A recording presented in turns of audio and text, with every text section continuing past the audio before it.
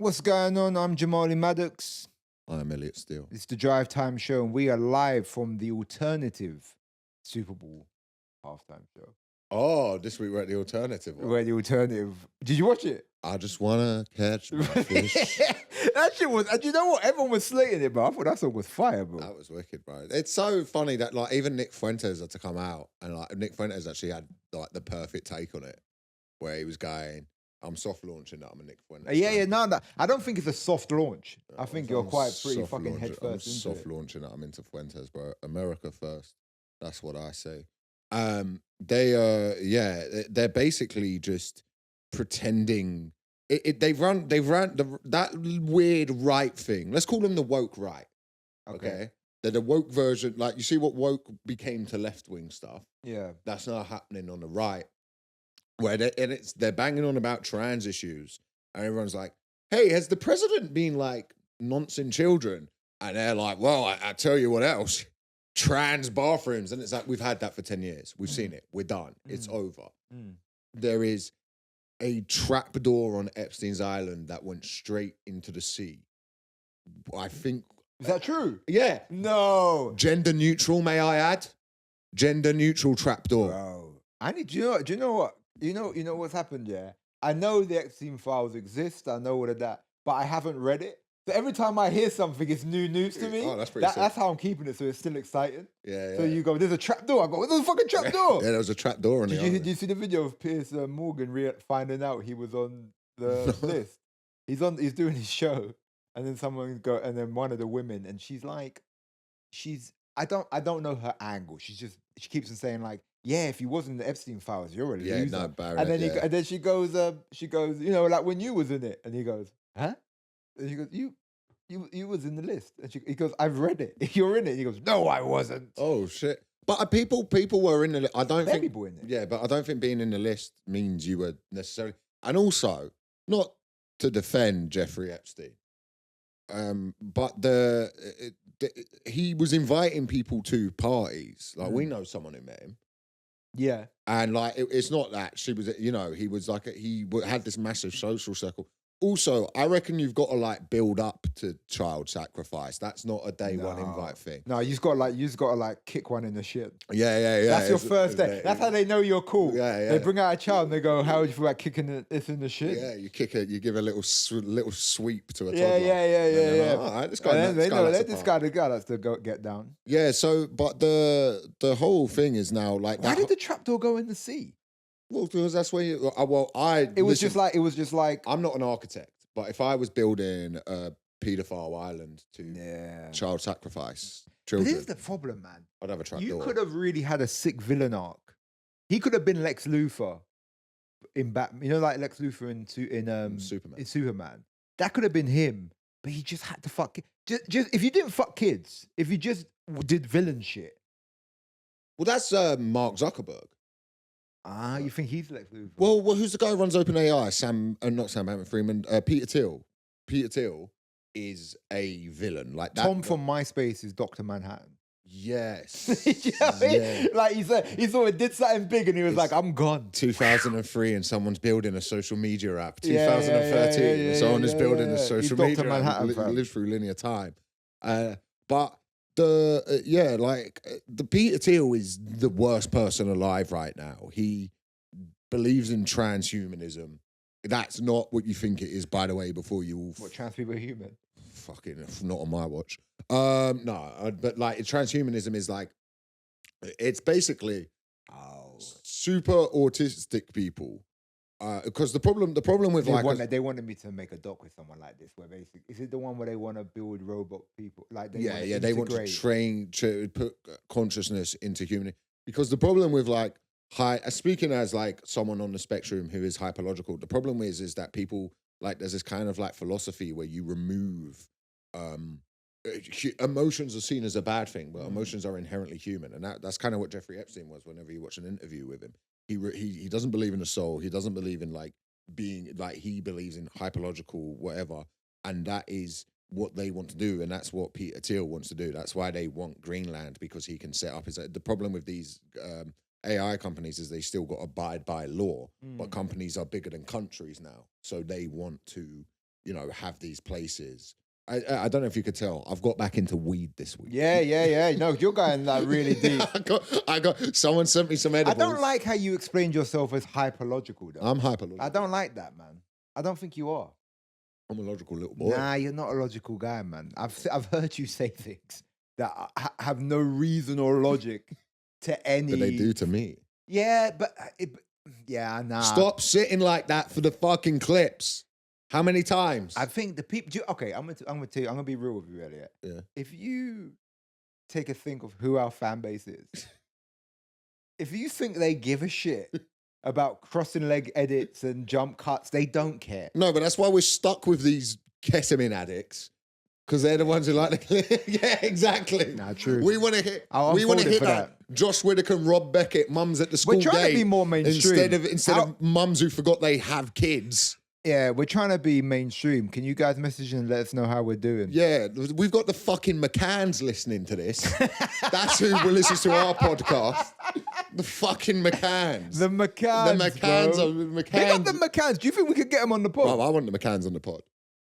Yeah, the McCanns are sick, innit? Yeah, the McCanns. Listen, man. And the McCanns, yeah, didn't they they've been on holiday since? Ain't that mad? Don't you think that's mad though?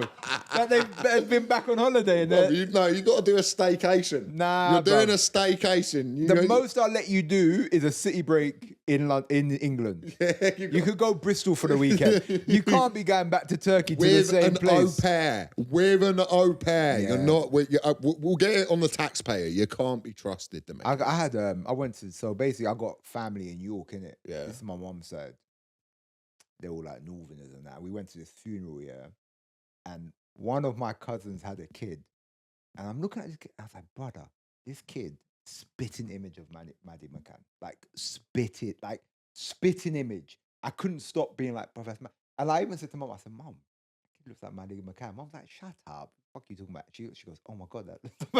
She goes, oh my God, that's mad, bro. It looked like exactly like Maddie McCann. If an extended family member of yours stole Maddie McCann. Sick. My Edinburgh's sorted.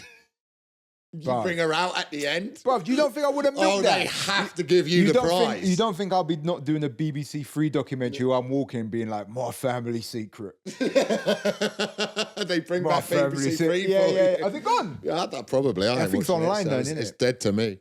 You would absolutely be on it. You'd have your Dispatches documentary, Jamali Maddox, my Madeleine McCann show. I remember I got pitched a show once and they were like, and we're thinking like BBC Three.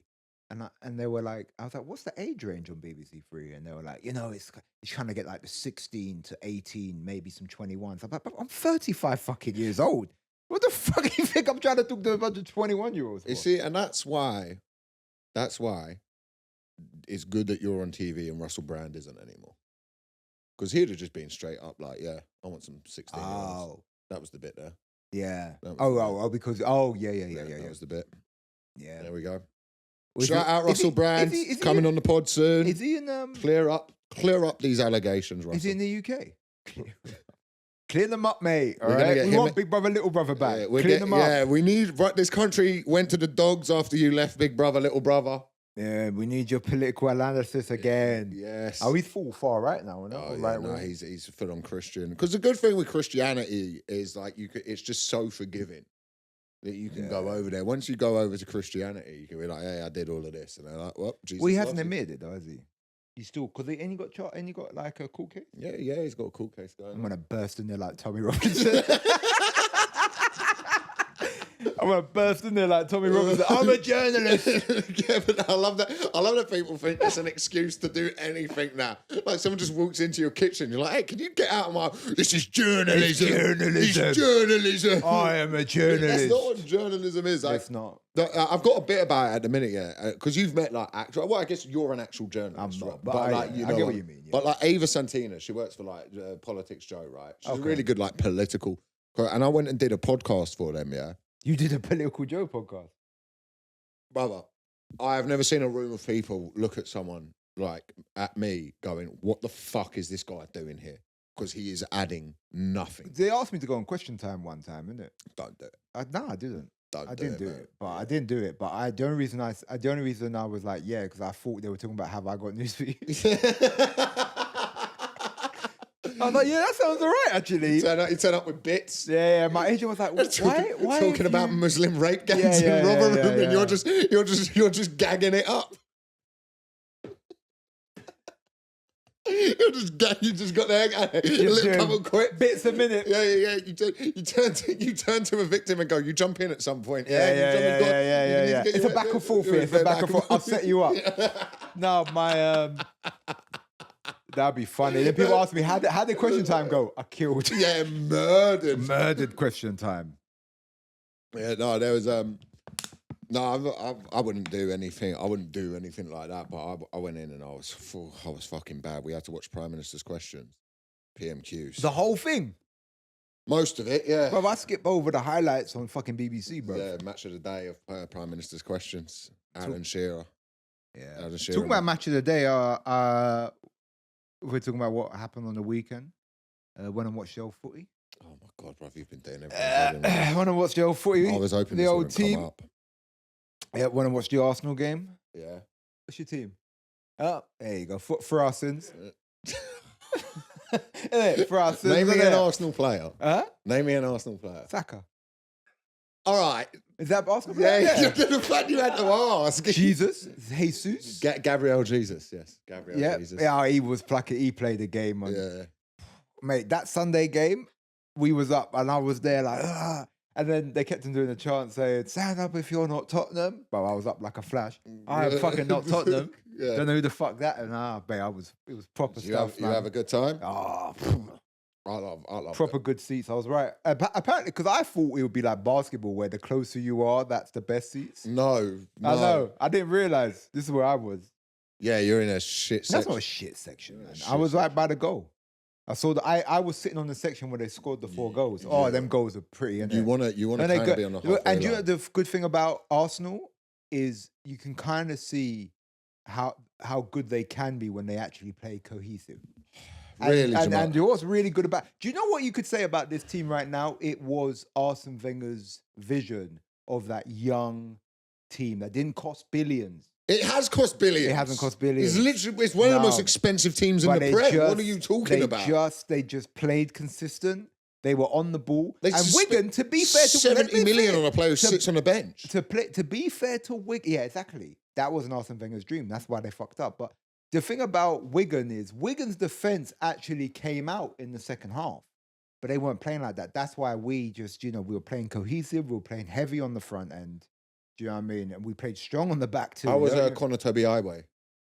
How did he play? Don't even get me started on that, Elliot, mate. Yeah. He's not a player on Arsenal. Oh, fuck. He's not a player in Arsenal. I thought go with an English name, add something African at the end, he'll get a full for it. Nah. And that was my favourite bit was, because all jokes aside, I don't watch or like football, but it was a fun day out. It was a fun day out. Wow, thanks for telling them. It was a fun day out, but this is rivaling the overlap now. We've got to be careful. We're going to be with Gary Neville next week. I was sitting near the guys with the drum. There's that one come with a drum. Don't know who let him in there with the drum, but one. And it was fun being like, yeah, fuck it. Yeah, that's calling the other people wankers. That's the point of football is you go down there and you just scream at people. It's not. That's the entire point. You got a long way home to Wigan. Yeah. Did you sing you go home and go to the pub and drink 10 pints? Absolutely plastered. Go home and beat your wife, you dirty northern bastards. No. Oh, that's that. Well, that's the. I don't think I think Arsenal's a bit of a classier club than that. Oh yeah. Maybe for you scums. Yeah. But we got a Bosnian team on Thursday. We're gonna absolutely lose to. But there's I went to the football game. It was fun. Yeah, you have a good time. Did you get it? What's it like as someone who doesn't like football going to watch football? I enjoyed the atmosphere more. I enjoyed people enjoying it. Yeah. But like, who'd you go with?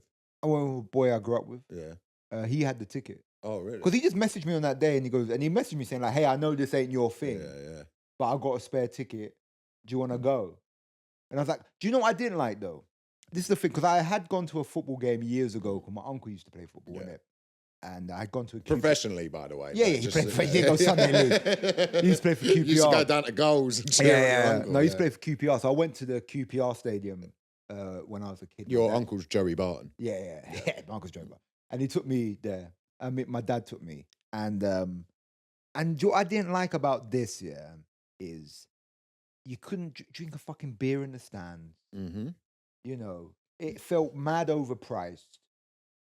It felt as if like it felt like a real desensitized. Because another football game I went to was the Ukrainian one, Yeah. and it was full of Nazi hooligans. Well, you're not. And that was more. And that was an atmosphere. Yeah. That's flares and fighting, but it's like there wasn't. The fact that you couldn't even have a fucking beer at the stand. Yeah, because what just happens fucking stupid, man. is we have a beer in the stand and someone ruins it. Someone will. But then you have a tea. It's worse me chucking hot tea on someone than fucking chucking a beer. It's more because they don't want people getting too drunk. But you can just walk. You can just come out of the game and go get a beer and then come back. Like, yeah, but you can't bring it into the stand. So then you miss the game. Yeah. So cause I just think it's a shit. I just don't agree. And the food was bad. Yeah. It's. I heard that the Division 1 team's food's better. Yeah, they sort of like always a thing about that. Like it's weird because in football, like if you support like a lower league side, or like if say for example you support a team in a conference, like Dagenham Redbridge or something. Yeah. I think Dagenham Redbridge are in the. No, I don't think they are in the league. Leighton Orient are. But if you support like it's actually kind of like there's quite a left wing thing about it because you're supporting. You know, you just. They have no money. This is just you go there to watch like a bad standard, still a very high standard of football, but a bad standard of it. So I've been to like a few non-league games, like Dulwich Hamlet near where I live. They're very like progressive. They have trans flags everywhere and stuff. And yeah. Is that women's team? No. Well, don't get me fucking started on that. No, I don't know what my bit's going to be. I don't watch women's football, innit? I just don't, and like I'm not going to. And no. Are they forcing you to? No, but I'm not like ban it, but I'm also not like I'm gonna watch it. What mad cunt is saying ban it? People get so worked up by it that it is. I don't get I mean, again, it's someone I don't watch football. Yeah, I don't get like the same way I like MMA. Yeah, but I'll watch a woman's fight. Like a woman fight. I'm not gonna be like, disgrace. Like they're good fights. Amanda Nunes is an openly gay athlete. But what I'm saying champion, like MMA, the female league, still put on high quality fights that get good numbers. Ronda Rousey was still getting good numbers on her pay-per-view. Holly Holm. They're getting good numbers. Shevchenko. Yeah. I'm just saying it's funny when it comes to football. No, women's football sells out now. Like down the Arsenal's women's teams, like they sell out Emirates. Yeah. They sell it. Yeah. They sell it out. Like it's a big thing, and it's good. It's good. It's just my reason is I didn't grow up watching it, so my emotional investment in it isn't as high. This is so, but that's not to. I'm not like the style of it's like I just don't. I didn't grow up watching women's football. Now that women's football is a thing, I think more young people will grow up with the emotional investment into it. Football is a time-served thing. I went to all sport is. I went to a friend of mine. We were coming back from a wedding, and she was like, "Hey, let's go to my grandma's house." Yeah. And her grandma, really eccentric woman, and her partner, who's really into sport. And we went there. And there was women's cricket on the telly. Yeah. And I was like, bruv, I didn't even know there was a channel for this. I was like, bruv, I didn't even know this was recorded. This is like, do you know what I'm saying though? But like, it's such a thing that's so outside of my realm of reference. Yeah. I was watching women's cricket and I was like, bruv, I didn't even know that there was a camera crew filming this right now. You get Bruv, you get it in America. Yeah. I'll be in my hotel and I'll turn it on and there's like high school softball on telly. Yeah. Like they all film fucking anything. Yeah, American sport, they love it. Like those college, like that Michigan State, their university. College football is bigger than NFL at some places. Yeah. Because and someone explained it to me and it made sense, is your college team never leaves. Yeah. Where you can buy and sell football and basketball teams. Like you see like the Seattle Sonics. I don't know anything about basketball. It was like a big basketball team and they sold it. So now Seattle has no basketball team anymore. So you can't you can support your college. Yeah, that happened here. MK Dons used to be Wimbledon. Well, Arsenal used to be a South London team. Yeah, fuck me, bruv. Did you know that? Honestly, I apologise for this podcast today. He's a gooner. This is for our sins, isn't it? Oh my God. Even I want to fucking crash my car listening to this. This is fucking. Is this what people want? Is this what we're delivering today? Well, I thought the whole sports bit was all right. Yeah, it was. It's just talking sport with you is fucking. It's like me trying to talk What are you talking about? It's like me trying to talk about nuclear physics. It's just fucking. I'm into sport. I'm just not into football. You're not into sport, bro. I'm into You're sport. not into sport. I'm into Bro, you're not into sport. So into sport. People come to me for the sport. No one comes to you for I'll sports. do documentaries on sport, high level sports like slap fighting. Oh yeah, the legendary slap fighting. Dog. I do documentaries about things that then get fucked up in the edit and remove anything interesting. Yeah. And that's always good, isn't it? Oh, that was fun. Was the camera rolling for that? No. Oh, is this a really interesting moment? Let me just let me just point down at the ground. Let me just film me getting a. What'd you do at the weekend? Me? I had a fun little weekend. I had a good day on Valentine's Day. What'd you do in Don't worry about what I because what you just did is you literally during hear the sound you just made. Yeah. I said, what'd you do this weekend? You went, that's literally what you did. Like an air raid siren. Yeah. I literally didn't understand a word you said. That's what he said. Is what the fuck did you do on selling Valentine's stuff at Day, a market. Genuinely. 2p for 20p. We got 2p for 20p on Valentine's Day special. Get the love of your life for pay. Yeah, but it's just like, what did you do at the weekend? Don't worry about what I got up to on the weekend, bro. Oh, Don't what'd you worry do? about what I got What'd up you to do on on the weekend? No, because there's a couple things listening to this. Tings. A couple things. Yeah? Yeah, a couple things God. listening to this, bro. Don't ever say tings My again, you tings fucking are idiot. listening, bro. My tings are listening. Yeah. Yeah. Well, you had a good weekend though. I had a nice weekend, yeah. Did you celebrate Valentine's Day? Can you tell the listeners that? No, I did 4 shows in London. I did. Yeah, because you're married to the game. Yeah, I'm married to the game. Married to Top Secret, the love of my life, who I will eventually fall out. Have I ever told My you? girl was sick on Valentine's Day, so I got to do absolutely nothing. That's your dream, bro. Congrats. Have I ever told you about the time at Top Secret? Yeah, I must have done upstairs, and I must have done like 4 or 5 shows that night, and upstairs just for reasons sometimes out of my control at that place. The gig isn't good, and that's all I'm gonna say. Mm-hmm. All I'm gonna say. And this was one of those nights, and I came off. And like the front desk had to like, I was like, I'm not playing this place ever again. It's fucking ridiculous. It's a joke. I'm out of here. Yeah. Fuck off. Well, I was back the next day. I turned up the next day, and they're all like, don't worry, we get it. You have to have a little, have to have a little meltdown there sometimes. And it probably was my fault. Yeah, but you had good gigs. But then this weekend was good gigs. I did 3 different boat show. That fucking sucked. Oh, really? Oh, that was a piece of shit. Oh my God, that gig, bro. Fucking hell. Every time I go to it, I want that boat to sink. Every time. That boat will never sink. That boat needs to sink, man. Someone needs to. I haven't done that gig in years. Yeah, because it sucks. Do you know what I like on a gig? Seasickness. Isn't that what we all want in comedy? When it's raining, it's choppy, isn't it? Bro, it's like, and it was all people out for like Valentine's Day. So, like, and I always say, I think mind a couple of gigs. No, Valentine's Day, I think, can be the worst day of the year to gig because it's got the same thing New Year's has, where it's people who don't go out. Give me couples over stags, man. Yeah, no, don't get me wrong. A Hindu? Oh, a Hindu. A Hindu is. I'm only doing 10. Hindu is the worst. The worst thing you can have at a gig is a white wine Hindu. You're funny though. The way with your accent, it sounds like you're saying Hindu. Is that not what we're talking about? It's just the way with your accent is. You give a Hindu. It sounds like you're saying Hindu. It's go out there, do a load of edgy material, and then slag off a cow, and they just start hitting me with the fucking chairs, bro.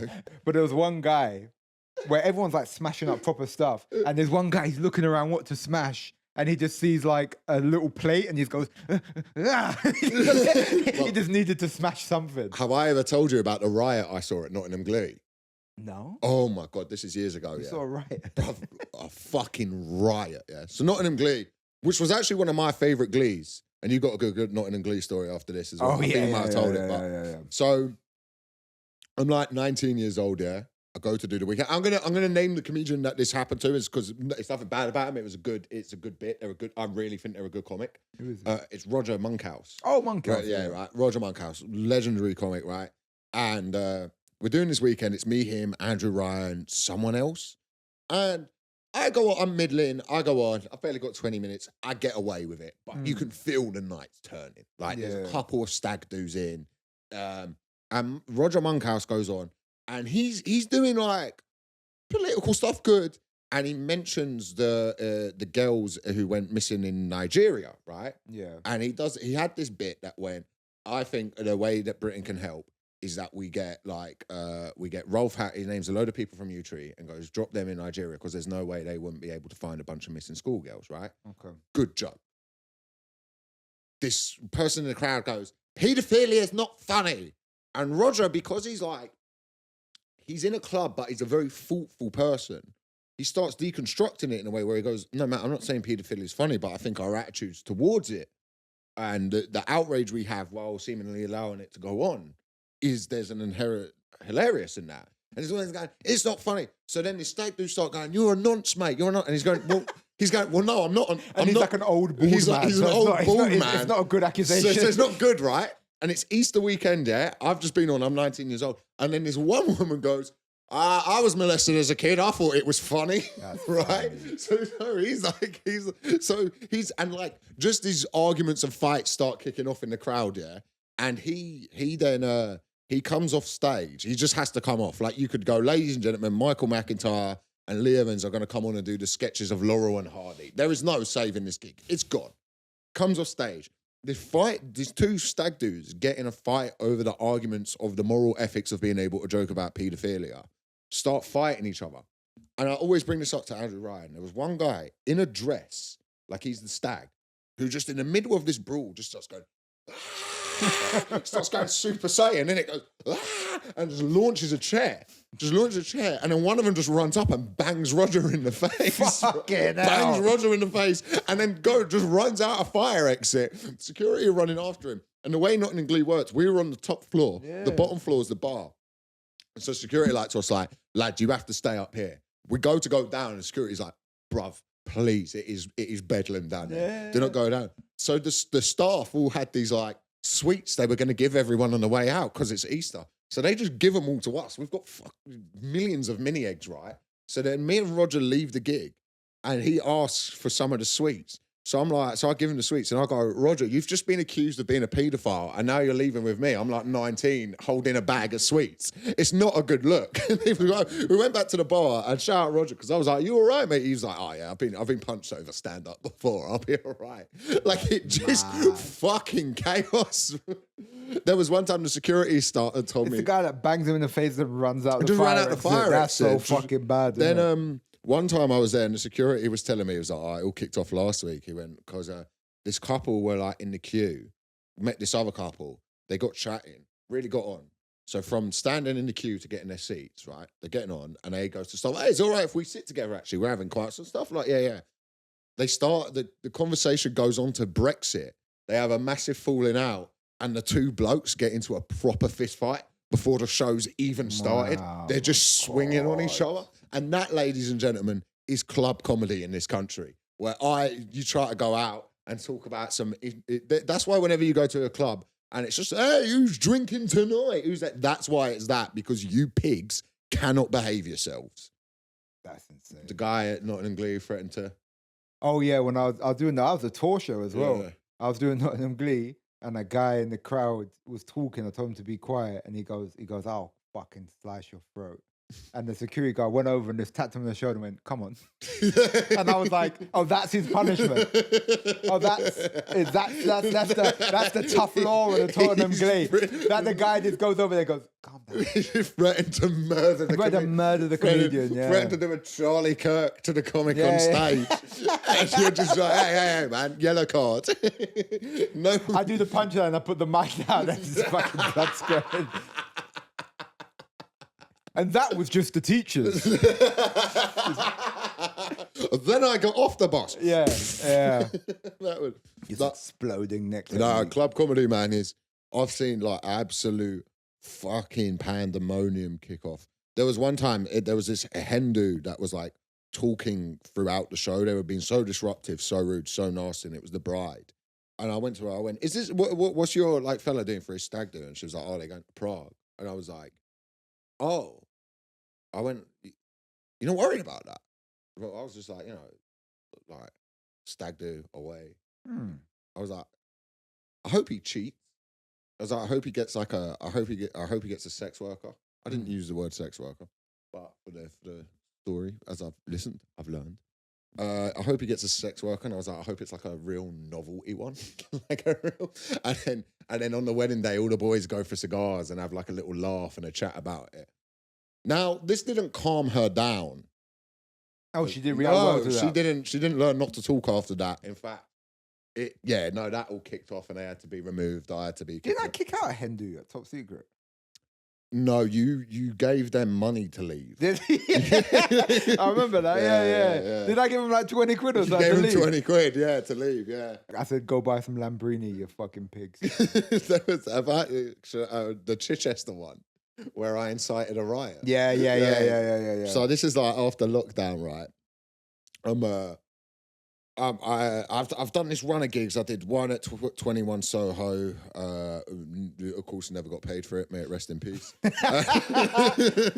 Free Nick. That's what I'm gonna say. He's gonna commit. He's a sponsor of the pod. He's a sponsor of the pod, bro. He's promised us 10 grand an episode. Just let people do a little bit of financial crime. That's all I'm saying. God forbid people do a little bit of financial crime. And you get sued for that. Who, me? Yeah, you can't just accuse someone of financial crime. I never said he did it. Oh no, did I? Did I say he did it? Well, you can't just say financial crime. Anyway, go on. It's fine, isn't it? What's he gonna do? I'll go do the gig. He won't pay. I don't give a fuck. I think I give a shit. I like the guy. And yours, yeah. I think that adds a bit of mystique to it. For the listeners out there, this is very niche comedy. Politics. This is so niche into gig politics. So it's just after lockdown. I got to do this gig in Chichester, right? It paid £100, but I want to gig. I haven't gigged. I'm going to do this gig. It's outdoors, rule of 6. And I walked from the station to this unit. What do you mean rule of 6? As in, like, you had to have a rule of 6. Do you remember when the pubs had the rule of 6? Oh, sorry. You could only be in a rule of 6 to be outside. So it's outside. I get there and everyone's singing Sweet Caroline. There's a DJ on stage. They're not adhering to the rule of 6. And God bless them, these students have been locked in their room all year, and they're finally allowed out. All the like sexual tension they've had with each other, it's now being parted with alcohol. It is finally happening. They're allowed out. It's a gorgeous day. And for some reason, they've got me and Joe Wells and another comic, Mike Cox, doing stand-up. We should have been on way earlier. The stage is far from everyone in this big thing.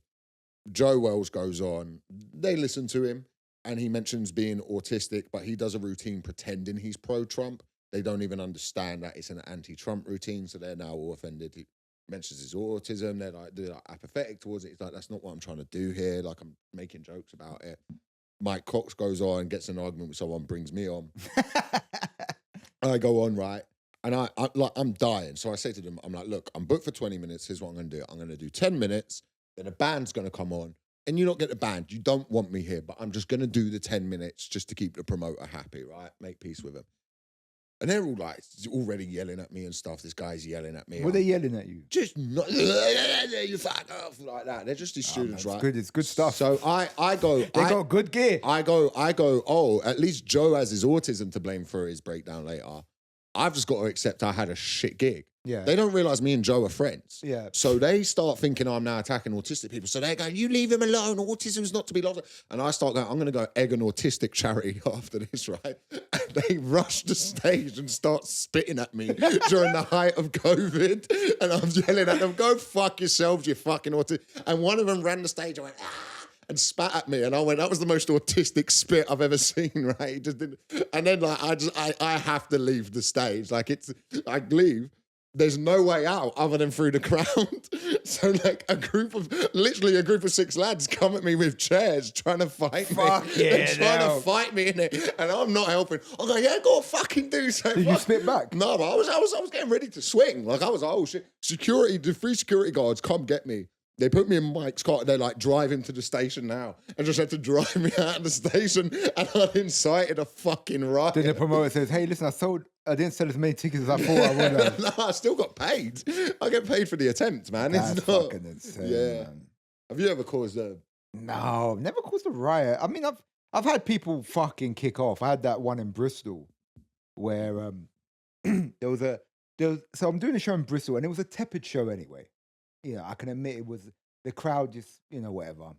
And I get to like 45 and this guy starts shouting in the crowd, yeah. And he's got a voice like this. And he's talking like this. And I have to stop the show. I say, does no one else acknowledge his voice? Are we all just going to pretend that this is a normal voice? 'Cause that's fucking insane. I know we're Bristol and everything. I said, hear his voice. He's on like that. So then I say, you know what? Out. You're fucking gone. So I kick him out, yeah? He should be fighting on Robot Wars. Yeah. Guys there with little fucking voice box. Anyway, so then his girlfriend comes to the front of the stage and then starts saying, let him back in now. And I go, no, he's not fucking coming back in. He goes, let him in now. And I said, man, chill with your white woman shit. Yeah. Bruv, when I tell you she tries jumping on the stage, bum rushing the stage, going, apologize to me now. And there's a video of me just going, never. And I'm going, never, I'll never apologize. And then the security come, kick her out. Then the woman comes who runs it with 2 bottles of wine. And she goes, we don't sell these here. They've brought these bottles of wine in, yeah? So then I'm with Joe Jacobs, friend of the pod, Joe Jacobs. Friends of the pod. Show ends, I go to the back. And normally, you've been on tour with me, I go to the front and take photos. Yeah. Then the woman runs in the green room and goes, where are you going? I said, I'm going out front. And she looks and she grabs me by my arm and goes, please, just stay here. And I go, why? Why do I need to stay? Why do I need to stay here? And she goes, basically, the woman's outside with the guy and some other guys. And they've just attacked the front of the house. We need to call the police. So then I said, all right, I said, to stop you having hassle, I'll stay here. Yeah. So then we leave about 10 minutes later, me and Joe are in the car. And then we're driving up and we see her and she's like pooling in tears with her boyfriend. And then Joe, slow down. We went down the window. We go, oi, and they look. And then we start laughing and we just and then the woman's on the street doing this. Waving a fist in the air.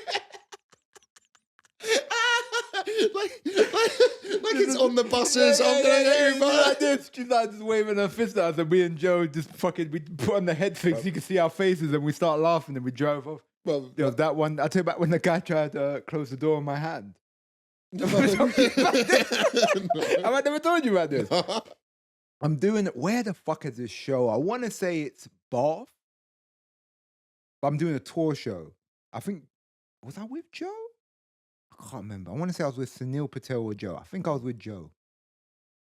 And the West Country really on you, and isn't it's such a mad situation that happened, so I've done this gig and there's a woman heckling the whole show. She's like an old woman too. She's like 70 odd, proper old. And she's kicking off. So I've kicked her out early doors. I said, you gotta go. And then I've done the show. The show's gone fine. And I've gone outside and all of my jacket and stuff still in the venue. And so I've gone to, and then the guy, I'm taking photos outside and there's an old guy who works there and he's trying to lock the door. So I say, my jacket's in there. And he opens the door and my hand's in it. He tries to push the door close on my hand. I'm like, what the fuck is going on? And there's people there. Yeah. And there's one woman go, oh my God. And I'm like, what the fuck? And this guy's like 80. And I'm like, what the fuck are you doing? And then basically what it's really all determined is, and there's another woman there that they've found the show offensive. Right. So they don't want to let me back in the venue to get my jacket and shit. So they're committing a crime. Yes, yeah, so they tried to slam my door. And it was a weird situation where someone tried to and he's so old, I can't even hit him. Yeah. Do you know what I mean? He's so old. So I'm in this weird position. I'm like, I can't even hit this fucking guy because he's like 80. Anyway, I get my jacket and I told my agent and we got him fired. Yeah. Got him fired. You covered. And he got banned from the venue forever. Good. And shit, Yeah, well, for like, what, 3 weeks? It was fucking 8-year-old. No, I mean, they were pretty fucking worried. One cold winter and he ain't working. Well, no, we put a bit of the race card in. Well, I'm going to tell the story. We can cut it if you want, yeah. Which one? About when you were looking for a flat in Edinburgh and hadn't sent for somewhere. And you told your agent you had got a flat. But you hadn't, and then your agent went, "What happened with that flat?" And you went, "Oh, well, they must have cancelled it because I'm black or something." But you'd never looked for a flat. Yeah, I can't remember that probably. You told great to him. I'll tell you another story. Yeah, yeah, I remember one time I was doing Comedy Caf. This is early in my career, yeah, and the owner of the Comedy Caf is a fucking great guy. Shout out, no Faulkner. He was like an Irish guy with Tourette's, and he talked like this, and I go, "You fucking guys, you fucking cunts." Yeah. And what he would do is, I've seen him do so many things. One time, someone went on stage, and he was a really political comedian, and no one liked it in the crowd. And then he's the owner of the club. He then goes on stage and calls them all fucking idiots. Yeah. He would like go on stage and go, "You fucking idiots." He would heckle. One time, sorry, cut you off. There was a woman on stage, and she was like, "I like Obama." And she fucking cut off her mic, kicked off. He goes, "He's a war criminal." He just started saying, "He's a war criminal." So that's the character of this guy, yeah. And one time I was bare late to the gig, innit, yeah. And he had, so I was meant to be hosting, and I'd missed the first section, and I get there, and he's like, I said, "Man," I said, "I got stopped by police, isn't it?" And he went, "They're fucking cunts. Don't worry, go on second half." It's so funny. It's so funny, the idea of a black person playing into the stereotype of always being late and then just suddenly going like, "No, the racist police, the firearms unit came because I was smoking a cigarette and they were sticking for a gun." "You guys are fucking bastards. Don't worry, you're right." So there was one time, I'll tell a couple stories about the cat. I'll tell one about, just doing my gig stories. I don't think I've told the one where the woman tried to slap me. No, you told me, but you haven't told So I'm doing Top Secret one night. I do this routine that I've got. Little advice before you tell the rest of the story. Yeah. Don't say your actual real reaction. Yeah. Okay. Because I know you. Carry on. Yeah. So I do this routine about Israel-Palestine, and these 4 like pro-Israeli ladies storm out and start kicking off at the bar, right? As if the bar staff book the gig. And the bar staff at Top Secret, they're sick, but they're not going to take any shit. So if you start yelling at them, you're going to get an attitude back. And as they should. They're not, So they're like, just like, we don't book the gig. Like, we don't, like, we just work at the bar. Why are you yelling at us? I walk past them, and I was very diplomatic at first, because one of them went like, "Hey, we enjoyed the other routines you did," and then you got onto that, and I went, "All right, look, you've just lost, like, I would have heard you out, because I don't know your life story, but the fact that you were laughing at the other things I was saying, and then it got to a thing you cared about, and you now have this reaction. There's people in this crowd who will found other things I'd have been saying offensive. Like, Muslim people might have found something that I've been saying offensive, but they still had the politeness to sit there and know it's a comedy club, right? So I'm not going to hear what you've got to say. So I go and get my coat. Odewale's there, Big Mike. And as a good friend he is, he's not watched my set, and he's gone outside for a cigarette. He comes back in, and I've left to go get my coat from the green room. There's 4 women now screaming at the bar staff. He has no context of what's happened. He's trying to figure out what's going on. I arrive back with my coat, and they point at me and go, "He was making jokes about the Holocaust." And Mike pulls a face like it's suddenly the equation has just come together. And he's like, "Of course, it's Elliot," right? So he pulls this face. I start laughing at Mike, right? So these women then think I'm laughing at them. So they go, "It's not funny. It's not funny." And I just like shrug. I go, walk off. I walk up the stairs, and one of them runs with her fist clenched and goes to hit me. And I said something, which was along the lines of, "Don't do that." And then like leave the gig, and they started this like I was getting messages from days from these pros, but like these like all of my Facebook request messages were just like someone with like the I stand with Israel flag, but then them on a family holiday.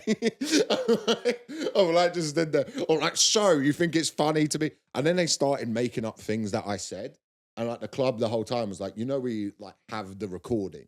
And the stuff they were making up was fucking cracking gear. Yeah, it was great. Yeah. They were like, fuck, I did it when I wish I thought of that. Yeah, they were giving me tags for days. And then, but like the comedy calf, there was a time where I guess I was like 18, trying to sort of find my foot in stand-up. And I had this routine about a girl, because I've never told the Columbine story on a podcast before. No, God.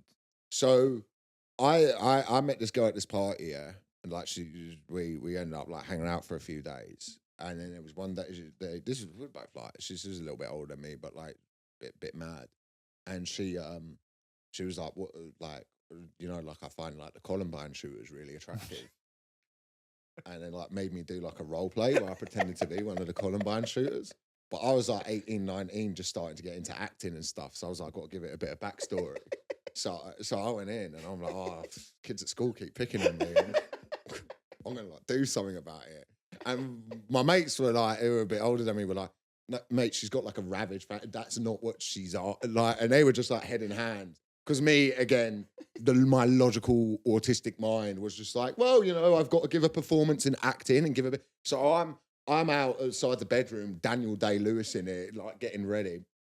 I tell everyone this story. They're like, you've got to do that on stage. Like, you've got to tell that story on stage. But I haven't got the comedic ability at the time to make it any good. And I go into the bit and it gets like the bated breath from an audience, which is waiting for the release. I've never had that on stage before. So I panic, pull out of the story. And then you from the back start going, do it. And everyone goes, and you start going, Columbine. And everyone starts going, Columbine, right? So a few weeks ago, I'm at the Banana Cabaret doing a gig. And there's a guy there and he's like, oh, you don't know me. But we did a gig at the Comedy Caf one time, and I used to gig at the Caf a lot. And I'm like, oh yeah, and he goes, yeah, we all started chanting Columbine. I was like, I love when someone reminds you, or someone that you don't know comes up and says, hey, you don't know me, but here's a piece of information. That happened to me. I was in Shoreditch. Was you with me? No, you don't think you was, but I was in Shoreditch, and someone came up to me and they went, hey, the Jamali, right? And I went, yeah. He goes, we was at a party together the other day. I go, okay. And he goes, do you know what happened at this party? So basically, I had gone to this party of an old school friend, and I hadn't seen her for years and years and years. And her new friendship group were more Chelsea type people. And so we're at the party, and me and my boy leave early. And then this guy comes up to me and goes, you know what happened at the party? I go, no. He goes, bro, the party got locked off because basically they had like a back. So you see, like, it's like a house, and then there's like I call it a pool house, but it's not a pool. It's like an extension thing, and they had the DJ decks and they had stuff in there. And they go, yeah, the party ended because someone took a shit in there. yeah.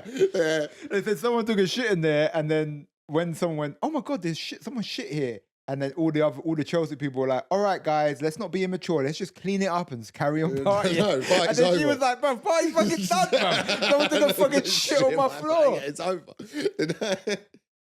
Okay. Yeah, wait. I just wanted to stick on the thing of like mad gig stories. Yeah. What was that? Oh, fuck. What was the one I was going to tell about? Bob, I just had it. Sorry, this is bad podcasting. No, it's all right. We're usually so slick here. My fly's undone, so that's why he's got his leg over everywhere. No, there was oh fuck, what was it? I was Late and Live. Oh yeah. You could tell the Late and Live one. The Late and Live story. So I'm 18. People think it was my first ever Late and Live. It wasn't. It was my second. My first Late and Live, I did well. I did 5, smashed it the year before. I'm back for this legendary show in Edinburgh. It's known for being quite raucous, quite rowdy, late, right? And starts at like 1. Starts at 1, and my name's on the board, and all the comics walk by and see who's on, but little old Elliot still.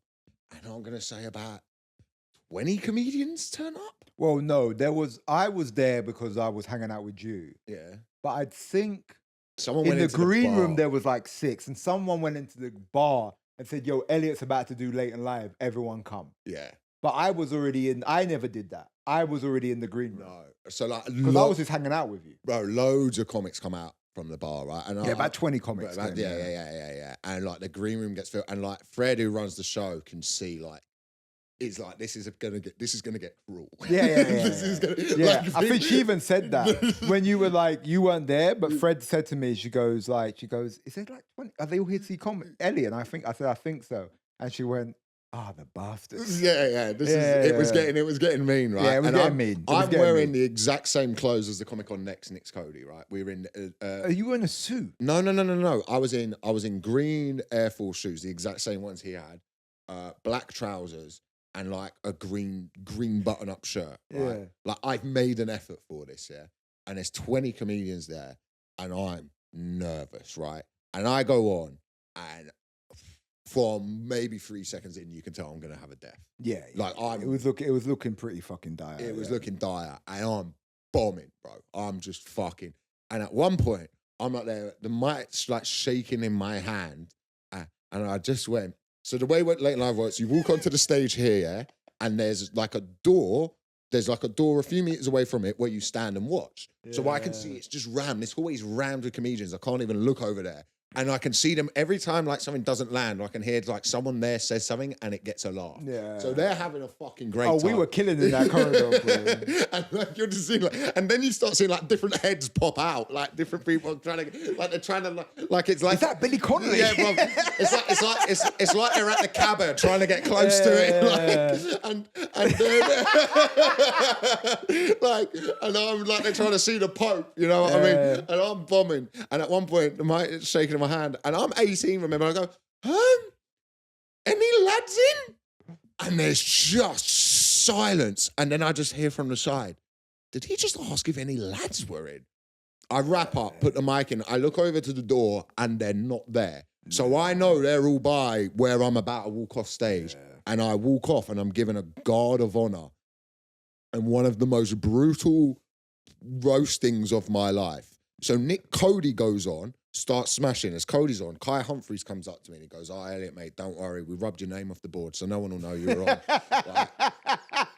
It's just, no. Milo's there feeling like empathy for me. Everyone else is roasting me, right? And then Nick Cody goes on and eviscerates the gig. Eviscerates. Comes off, right? I don't even know the guy. At this point, he's not a good mate, right? But he comes off and he puts his arm around me and he goes, well, mate, wasn't the clothes, right? Yeah, and then he's not roasting me. So later on in the Fringe, I meet this girl, go back to hers, we like hook up, we're talking about like comedy and stuff. And she's like, my mates, I know a few people are comics. And I was like, oh, yeah. And she was like, oh, yeah, one of them was telling me they did Late and Live the other night and they had to go on after this guy who just fucking died and he had to work really hard to get the room back. Some like guy. That was Cody. It was Cody. Oh, piece of shit. And so I was just sat there like, yeah, it could be a hard gig there. Right, but I still have people come up to me, like comics who I've never met, and they go, hey man, you don't know me, but I was that. Yeah. No, that was a good night. That was legendary. That was a legendary, yeah. That was legendary. But that bit of bullying, man, you need a bit of that. Yeah. You need a bit of it. Yeah, I don't know. Makes you tougher. All right, man, we're going to do some issues. Yeah. Message in if you still want us to do this. Do people like this? People love it. All right. I love it. I love everything about this podcast. I've got some. I love the 2-hour journey I have to do. Good. That's what I like. I'm glad you do.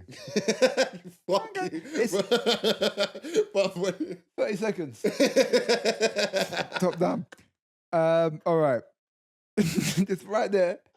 Let's walk down the stairs. And you're still somehow late. I'm still late. All right. Okay. This is, guys, you did not listen to my cries 2 episodes ago. Please stop. This is another one. Fucking hell, you evil bastards. High end ties messed up my sex life. Hentai. It's hentai. Okay. High end How was high end tie? High end tie. High end tie sounds like a fucking keyboard brand. All right. Hentais messed up my sex life. I can't come unless I think about waifu. Waifu. Oh no. At the moment, I have to imagine. You read this because you're into high end tie. No, it's just I'm not a fucking retard. I can read. Go on. Right. Hentai has messed up my sex life. I can't come unless I think about waifu. At the moment, I have to imagine Kurisi Mikisi just to get hard when I'm with my girl. You answer this. Let me Google this. Yeah, I'm gonna let's see see these. how let's see how bad. If this is a childlike anime drawing, sir, you gotta stop. All right, yeah. Do you know what, bruv? Do you know how I know it might be disgusting? Yeah. I'm doing this in fucking private browser, fam. You ain't getting the good browser. Okay. Let's see, brother, look, you can't. This is like a childlike picture. That's who's messaged it. Yeah, bruv. We know you're some fat guy with a beard and a fedora who loves the podcast, but you can't be jerking off to Karusi Mayakesi or whoever it is. It's a big. And it's the thing. Google, if you're a listener, Google this person, right? Google this character from the anime. You can't.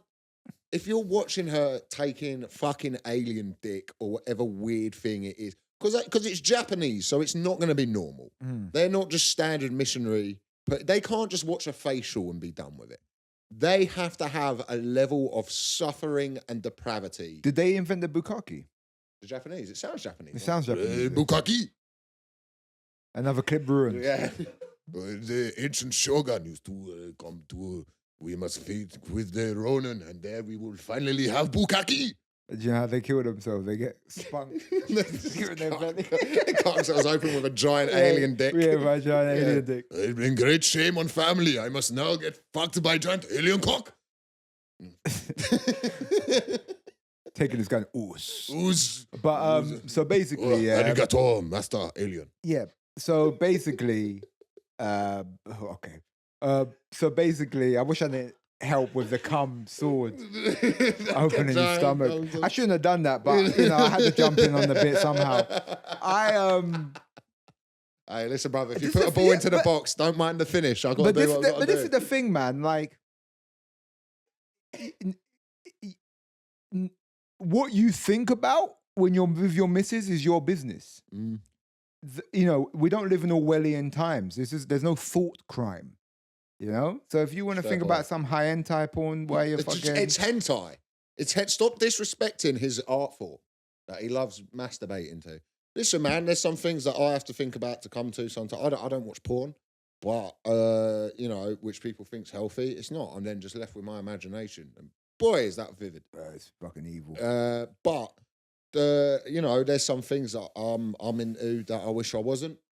But that's life.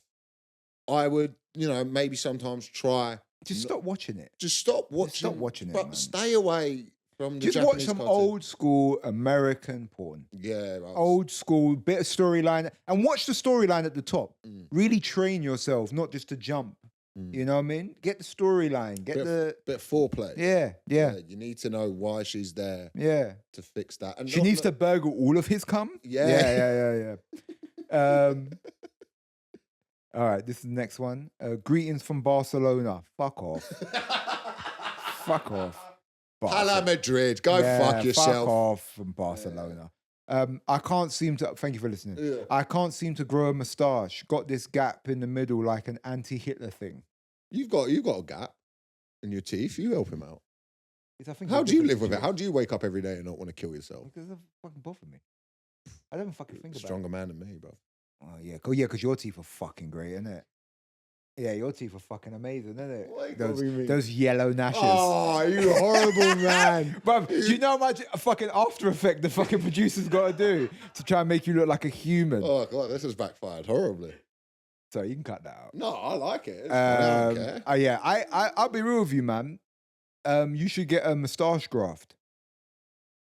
Oh, what, where they fill it in? Yeah. Tattoo it. Get a tattoo. Get a tattoo. Yeah, get a Hitler tattoo. Get a Hitler moustache tattooed on your face. That'll work. Finn had a Hitler moustache. No one ever talks about it. 2 people. Michael Jordan had one. Did he? Michael Jordan had the Richard Hitler moustache. Herring? Yeah, but he did it for a show. Yeah. And just write a fucking bit. That's harsh. He's a good comic. I think he is a good comic. I'm gonna start wearing the Idi Amin hat. I'm gonna start dressing as General Gaddafi for a year. Hire a load of fit Amazonian, they call him my Amazonian guard, and have that. Oh, that was it, wasn't it? It's Amazonian guard. Have them all around me for a year. Look. Then not reference it in a show. Michael Jordan had a Hitler moustache. Michael Jordan had a Hitler moustache, and Robert Mugabe. Robert McGowan? No. Yeah. Well, you I think you know a guy. You think you know a guy. You think a guy couldn't get more bad. Listen. But no, I'll be honest with you, man. Like, it's just genetics, man. Some people can't grow moustaches, bro.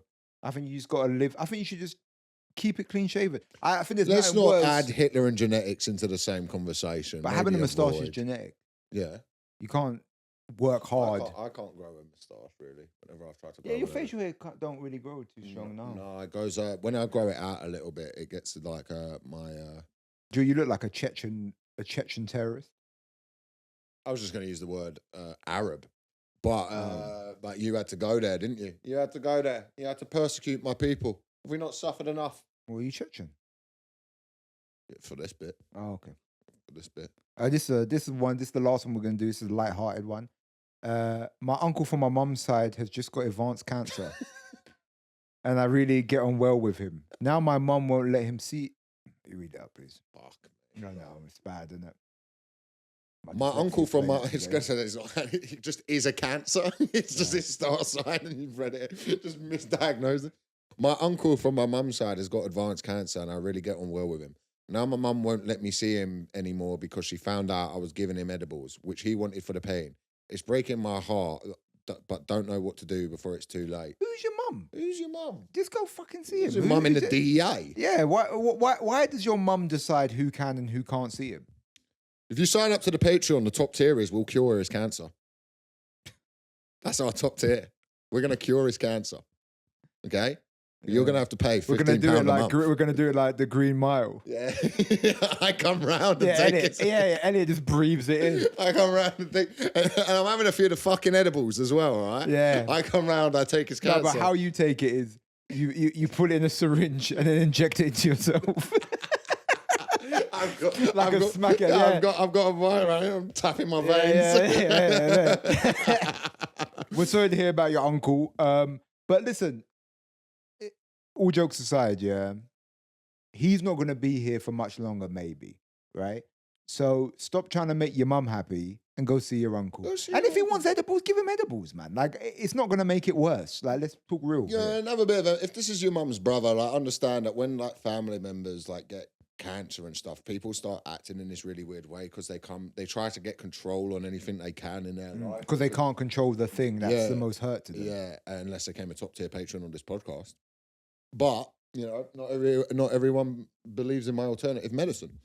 At the end of the day, I had a friend that was passing away from cancer, and what you realize is just you can't cure them, so just try and make them as happy as they can while they're here. And if that is giving them edibles, give them fucking edibles, man. Yeah.